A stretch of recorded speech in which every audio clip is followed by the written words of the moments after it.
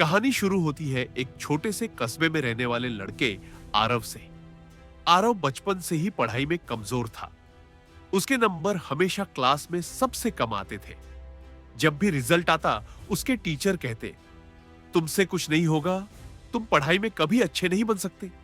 दोस्त उसका मजाक उड़ाते, पड़ोसी ताने मारते और माता पिता भी कई बार निराश हो जाते। लेकिन आरव के दिल में एक आग थी। वह सोचता था, अगर मैं मेहनत करूं तो क्यों नहीं बदल सकता अपनी किस्मत।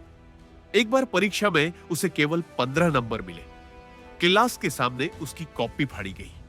आरव बहुत रोया, लेकिन उसी दिन उसने ठान लिया कि अब चाहे दिन लगे या रात, मैं खुद को साबित करके दिखाऊंगा। आरव ने पढ़ाई का नया तरीका अपनाया। हर दिन छोटा सा लक्ष्य तय करता, जैसे केवल एक चैप्टर समझना। बड़े बड़े टॉपिक्स को छोटे छोटे हिस्सों में बांट दिया और सबसे जरूरी, उसने हार मानना बंद कर दिया। शुरुआत में मुश्किलें आई। किताब खोलते ही नींद आने लगती थी, सवाल समझ नहीं आते थे। लेकिन आरव ने कहा, एक एक कदम बढ़ाऊंगा, एक दिन मंजिल तक पहुंच ही जाऊंगा। कुछ महीनों बाद क्लास टेस्ट में उसके 40 नंबर आए। लोगों को यह भले ही कम लगे, लेकिन आरव के लिए यह पहली जीत थी।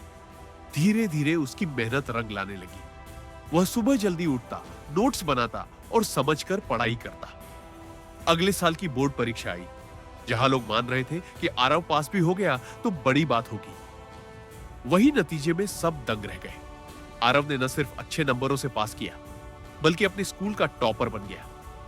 जिस बच्चे को कभी फेलियर कहा जाता था, वही आज सबकी प्रेरणा बन गया। कहानी का संदेश, आरव की कहानी हमें यह सिखाती है कि असफलता अंत नहीं है, बल्कि एक नई शुरुआत है। अगर ठान लो तो कमजोरी भी तुम्हारी ताकत बन सकती है।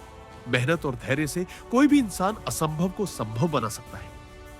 तो दोस्तों, याद रखिए, सफल वही होता है जो हार मानने के बाद भी दोबारा खड़ा हो सके।